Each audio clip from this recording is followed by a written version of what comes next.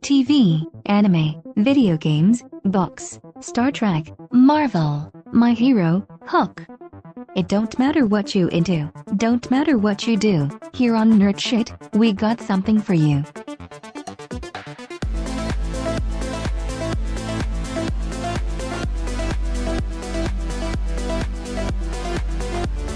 Welcome back to Hypothetically Sound Presents-Nerd Shit, where we talk about nerd shit. Welcome to another Walking Dead episode. This time we're on Season 2, Episode 2, Bloodletting. If you are just joining this episode randomly, last episode ended with Carl being shot in the stomach. How are you guys doing? How did you enjoy this episode? This one, it's definitely getting a lot better in the writing, and it didn't throw in a whole bunch of different things happening. It pretty much stuck to, everything that happened with Carl at the end and T-Dog, so. Yeah, true. Alec? He didn't do his recap. Anyways, they introduced a lot of characters in this episode. I don't know if that's what you asked, but yeah, they introduced a lot of lovable characters in this episode. It was just, how did you like the episode? Yeah, they introduced a lot of the characters in the episode, dude. Okay. As always, give the plot of the episode and then we'll talk about it. So yeah, in Bloodletting, episode 2 of season 2, it starts with a flashback of Lori talking with other mothers about a fight she had with Rick. As she's talking, Rick's partner Shane pulls up in a police cruiser and tells Lori that Rick has been severely wounded in a highway shootout. Lori then tells her and Rick's son Carl the news, causing him to break down in tears. Then it goes back to the present, where Carl has been accidentally shot by a man named Otis, who was hunting for deer. Otis brings Rick, Carl, and Shane to a veterinarian named Herschel on his farm, to whom Otis works for. Herschel lives with his daughters Maggie, Beth, Beth's boyfriend Jimmy, and Otis's wife Patricia. He treats Carl, but he reveals that the bullet was broken into 6 fragments, and Rick must donate blood to Carl in order for Carl to live. During this time, Lori, Glenn, Carol, Daryl, and Andrea are still searching for Carol's daughter Sophia when they overhear a gunshot. Meanwhile, on the highway, Dale believes that T-Dog has contracted a blood infection from the wound he received in the previous episode, prompting their fruitfulness search for antibiotics. Back at the farm, Herschel reveals that Carl needs major surgery to live and that he will need a respirator. Otis suggests that they might be able to find the supplies they need at the local high school, where the Federal Emergency Management Agency set up a safe haven. Although the place is likely overrun with walkers, Otis and Shane decide to try to get the supplies, and they send Maggie to retrieve Lori from the group and bring her back to the farm. Rick and Herschel discuss the walker epidemic. Rick believes there is no cure, while Herschel has faith that there could be one.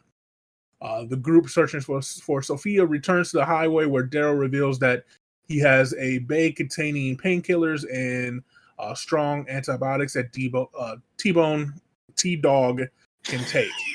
T-Bone. Shane and Otis retrieve the supplies, but are spotted by walkers. The two have no choice but to barricade themselves inside the high school. That about sums it up. Yeah. Have a good day, everyone. No. And that's an episode. So what did you guys think about their flashback at the beginning of the episode?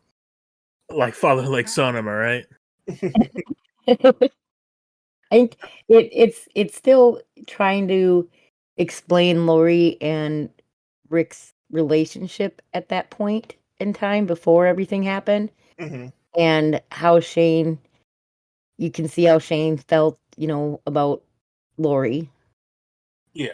And it's just, it was a kind of a precursor to hold back over, to the previous season to keep that kind of tension there. I agree. It definitely was there to set up the fact that they have a rocky relationship. Shane is like a third wheel in the relationship. And then there's just Carl. Carl doesn't know better. He's just a boy. He was a boy, and now he's a zombie. A zombie. Yeah, I think the flashback. I'm not gonna lie. I think the writers put the flashback in there to try to make Lori and Shane's relationship seem not relatable, but give like a sympathy to it. You know what I'm saying? Mm-hmm. Like, oh, her and Rick are on the rocks, blah blah blah. This is why Lori acted this way, but nah, she's still just a bitch. Yeah. What did you guys think of seeing the untouched farm for the first time? It Meeting the was just Green weird. family. Yeah, it was just weird that it was open. I mean, yeah, there were fences, but not anything major. Mm-hmm. And then, the gates just open. So, it just in the time of everything going on and seeing, the herder walkers, horde, whatever, walking just a couple miles away from the farm. It just was to have it that open. Just to me didn't make sense because it's like no guards, nobody's watching, Mm-hmm. and they're just all living in the house with their water and their heat and all that stuff. Still, it's like okay. And I think it's actually very realistic of what would happen if a zombie apocalypse actually happened nowadays. Is there enough rural homes that are self-sustaining that there will be people who don't they know stuff's going on, but they don't understand the true impact of it. And so obviously they know they know that stuff is happening. People they're close enough to a city, but I think there would be people in the world that have no idea that these things are happening. Yeah, out of sight, out of mind. True. If they didn't need the big cities and all that before, they're looking at it like I don't need it now. My life isn't changing really. It's just I just can't go into town to get my supplies, but I'm growing my own stuff here, so I'm okay. Yep.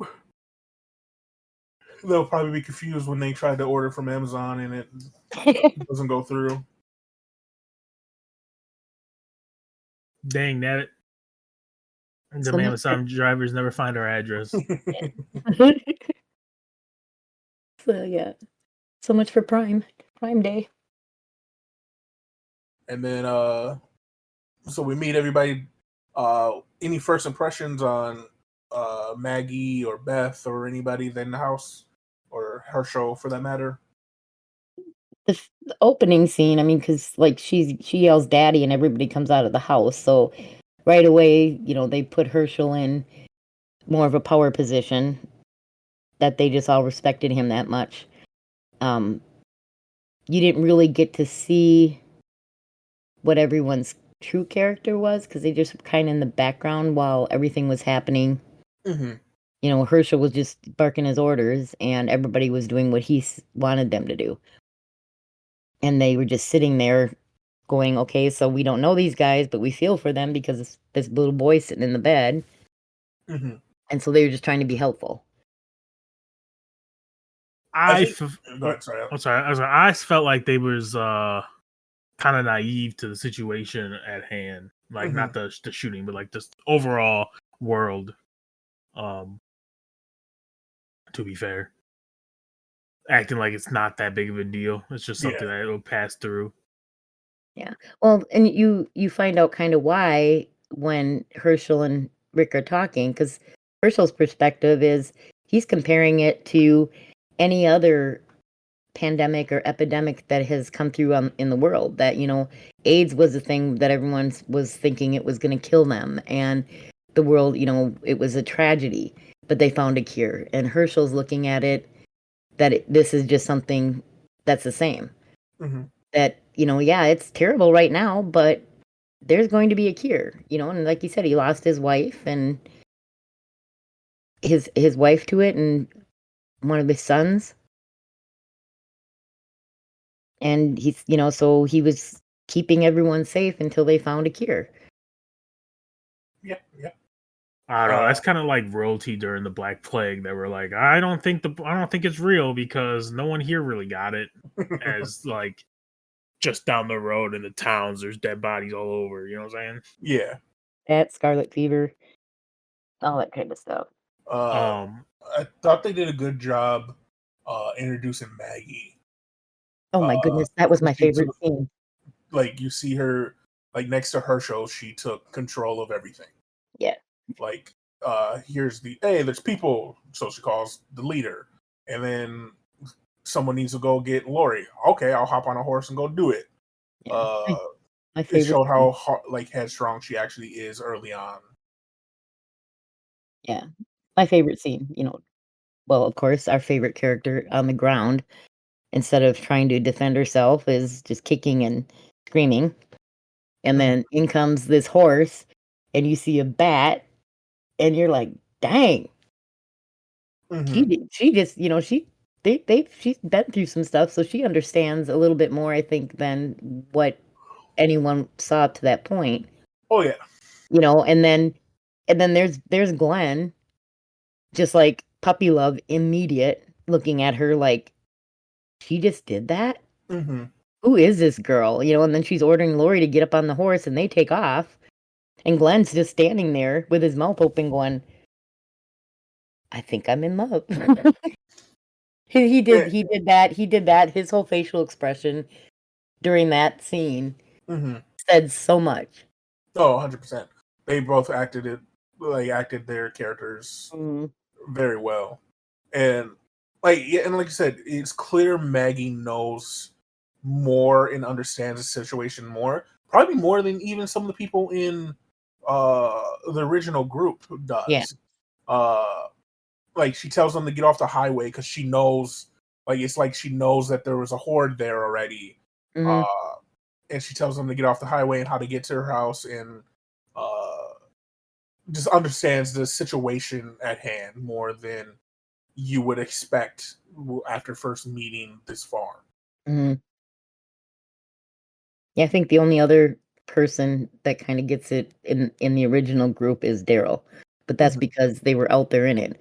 I mean, like after Maggie leaves with Lori, and the walker gets up, and everyone's kind of looking, and Daryl shoots him and says, "Shut up!" and just raises the bow and shoots him, and you're just like, "Dang!" No, I agree. So I said that was my favorite scene in the whole episode. Was just that. Not even 2 minutes. All that happened, and it was just like, okay, now we're getting into it. Now it's getting good. Now you're seeing true people and what they're going to be like. And I think the funniest part of the episode and interesting factoid is when Daryl gets back to The road. T-Dog and Dell, and like pulls out the antibiotics and drugs and everything. This is the first time that the theory that blue meth from Breaking Bad caused the Walker zombie apocalypse started was this episode. Yeah,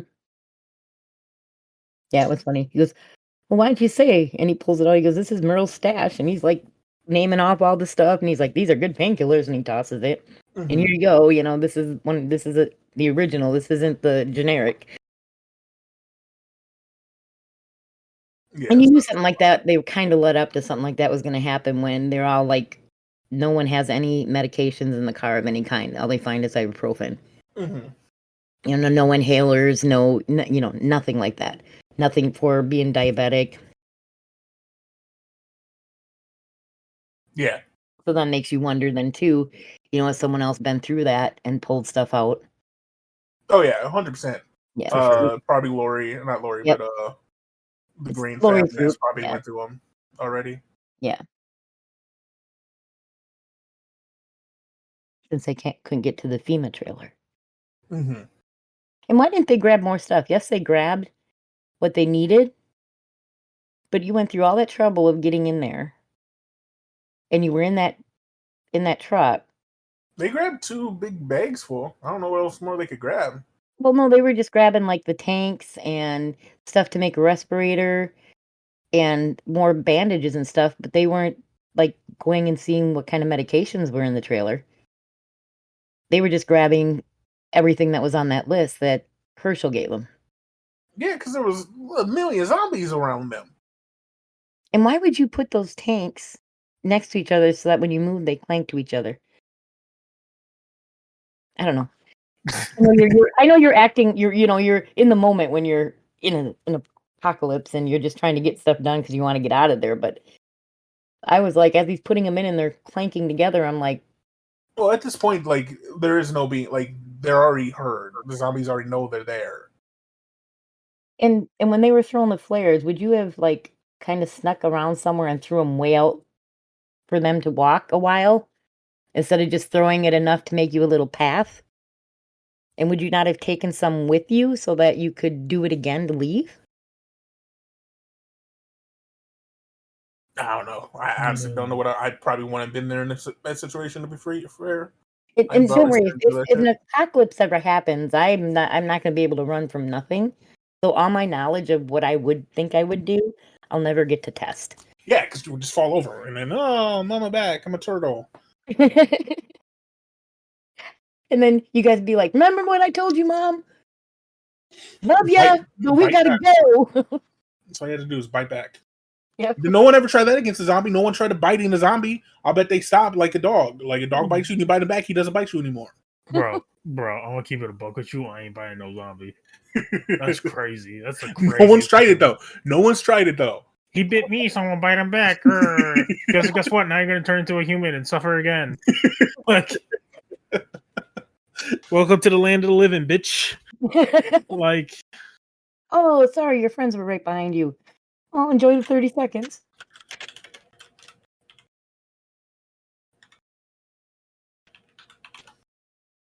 So yeah, they get all that stuff from there. They struggle, and yeah, the episode stops with them being what? Aren't they like trapped? Yeah, they're trapped in a door or something like that. Yeah, they go through and they pull that. They shoot out the window, and then he pulls the gate. Mm-hmm. Lucky that gate was there because I'm sure he had time to realize there was a gate there before he fired. Mm-hmm. And they could pull it. I am a little confused. Like I get that they're in a hurry, but like, couldn't they take more people with them? Like, why didn't Jimmy go? Yeah. Well, here's the other thing: would either of you two volunteer, knowing that you may have to run? Fuck no! I got bad knees. Shit. I get like if I'm in Otis's shoes and I'm the reason the kid is hurt, yes. But you wouldn't just you and one other person. If it had to be done, it had to be done to save his life. Like I'm not gonna be the reason a kid is dead. Like accident or not on purpose or not, I'm not gonna be the reason the kid is dead. Bro, I'm gonna keep it a buck. I'd be like, why was you in my forest? By my deer? Mm-hmm. Ain't you like what was you gonna do if like you shot my boy? Like, yeah, I'll shoot you too. Get the fuck away from my deer. The fuck's wrong with you? Yeah, they never grabbed the deer. Hunter safety 101. They never went back for the deer. Yeah, they probably shouldn't. That is the second deer they wasted in this series. Yep. Bro, you can't get a deer. Like, the first deer, wasn't it bitten by some zombies? Yeah, like, you can't eat that shit. After he downed it, it got bitten by zombies. Yeah. But this is a question. So this dude's bow hunting, right? He's bow hunting a deer. He takes down... Oh, no, he say he tracked it. Did he say he tracked it? Mm-hmm. Okay, I would say, how did he shoot this deer, it go down, and then it took him so long to find the deer that zombies were able to find it first? Boy, would they have freaked out if it would have made it into camp with an arrow in it. Mm-hmm. Dinner served. That's how good I am. Shoot it and bring it home. Yeah, this is an interesting episode. I think it's a lot slower pace than the first one. Not as much like stuff being trapped into it. Like it's very like I think it all like most of it takes place in like a few hours. They get to the house. He like tries to take care of Carl and says we need these stuff, and they instantly run like within like 30 minutes probably. They get in the car and head to the CDC place, the whatever it was, and try to get the stuff within like a couple hours. And so I think they can do a good job of introducing people and keeping it very condensed compared to the first episode. Mm-hmm. Any final thoughts on the episode? I just have a question. How many times can you give a transfusion before your toast? Just a thought. Like you can give up to a certain amount, and then you have to rest and let your blood like recycle.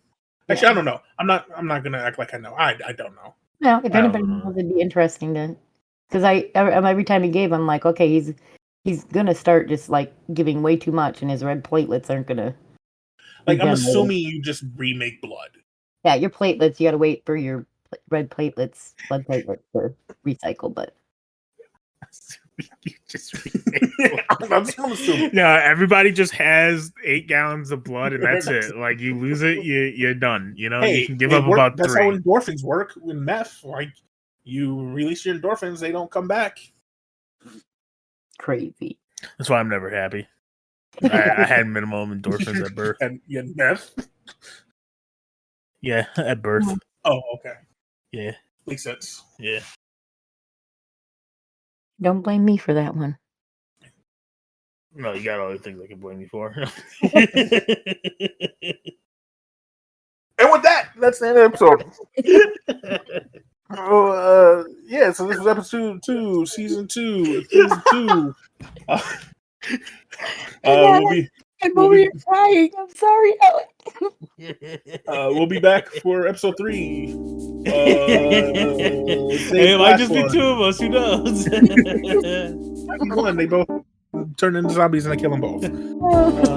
So next time, have a great day. Hey, bye, y'all. Bye. You guys are awkward. Thank you for listening to Hypothetically Sound. We hope you enjoyed the episode. All episodes can be found at hypotheticallysound.podbean.com, as well as on Apple, Spotify, and Pandora. For full unedited video versions of the podcast, please visit us at youtube.com/hypotheticallysound.